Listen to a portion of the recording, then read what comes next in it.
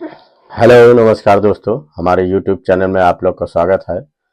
दोस्तों, ये महाकुंभ का पर्व बहुत ही अद्भुत है और 144 साल बाद यहाँ पे लगा हुआ है।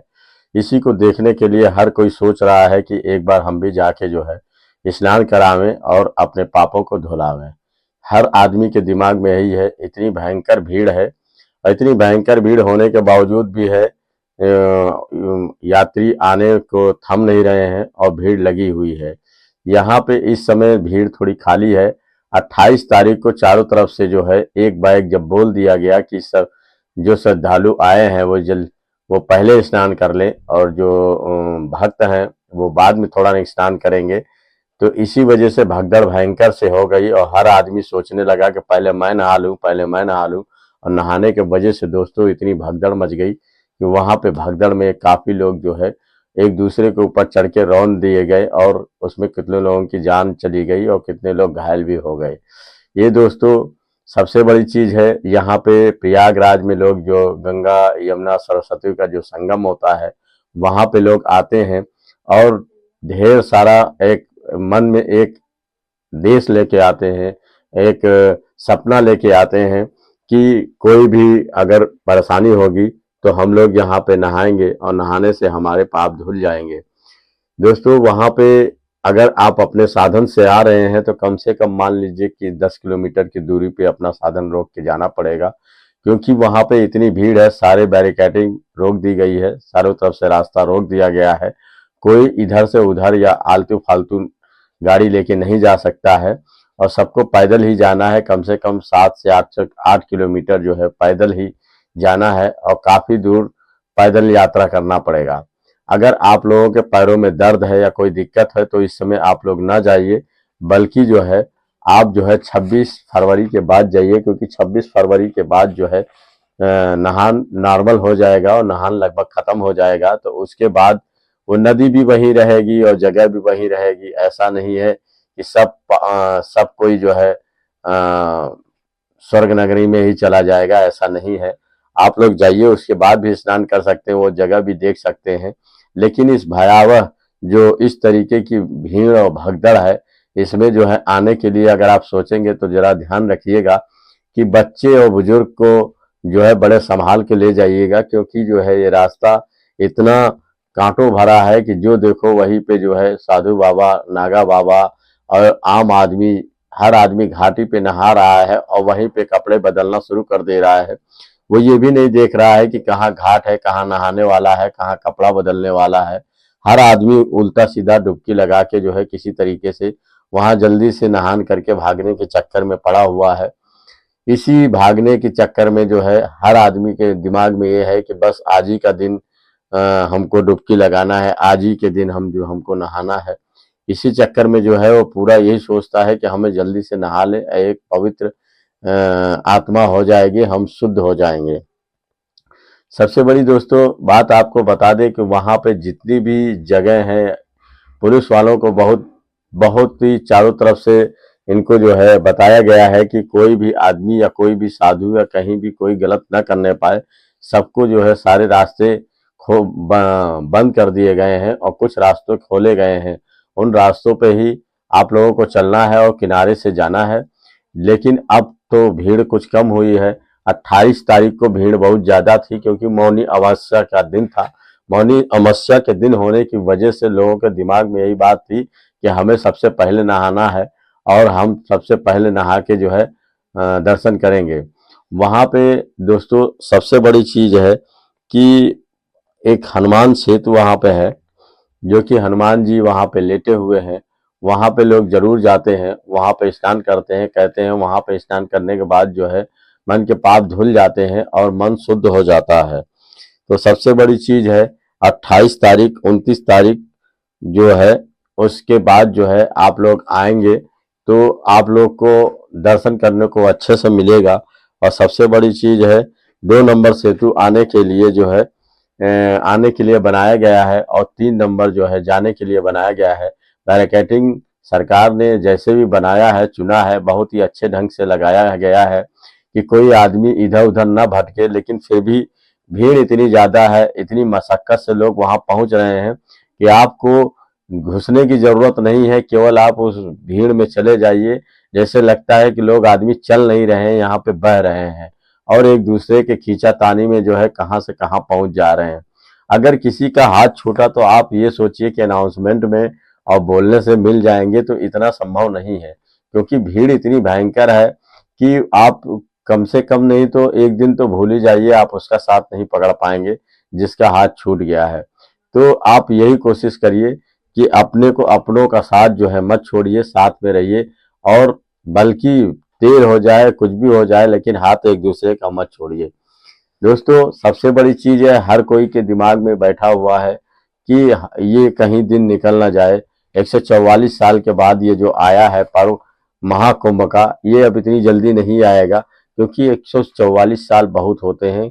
क्योंकि अब इसके बाद जो है 144 साल का मतलब है फिर से ये दर्शन नहीं होंगे, फिर से यहाँ पे नहीं नहाए जाएंगे। तो सबसे बड़ी विडंबना दोस्तों यही है कि हर कोई सोचता है कि बस हमको आज ही नहाना है, इसी वजह से जो है इतनी भागदड़।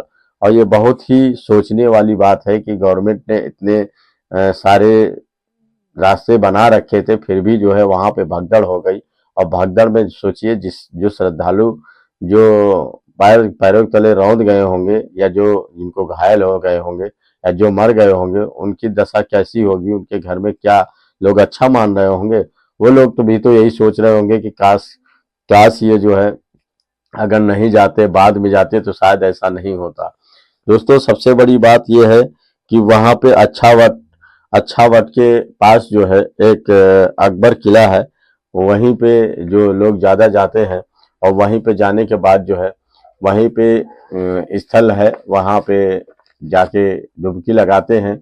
और डुबकी लगाने में औरतें हैं, बच्चे हैं, वो सब जो है उनको जो है ध्यान में नहीं रखते हैं, और इसी वजह से लोग एक दूसरे का हाथ छोड़ देते हैं। और हाथ छोड़ने से जो है फिर अफरा तफरी मच जाती है, और अगर एक दिन कोई हाथ छूटा तो फिर समझ लीजिए कई दिन के लिए वो गायब हो जाएगा। वहां पे सबसे बड़ी चीज है तो इसमें अघोरियों का काम है, बाबाओं का काम है। वो लोग जो है ज्यादातर इस पर्व का इंतजार कर रहे होते हैं, क्योंकि जो है वो जानते हैं कि इसी में हम लोग को आना है, नहाना है, या अपना जो है जो भगवान को जो है समर्पित जो करना होता है, इसी बहाने सब लोग आते हैं। तो जैसे एरावत सुंद है, और वहां पे जो जितने भी कार्य किए जाते हैं, वहां पे 3 घाट मशहूर हैं। जैसे एक त्रिशूल घाट है, एक एरावत घाट है, एक शमशेश्वर घाट है। और वहां पे जो घाट जितने भी घाट बने हुए हैं सब देखने में बहुत ही अच्छे हैं। और ज्यादातर वहां पे जो है लोग घाटों में नहाने के लिए जो है आते हैं।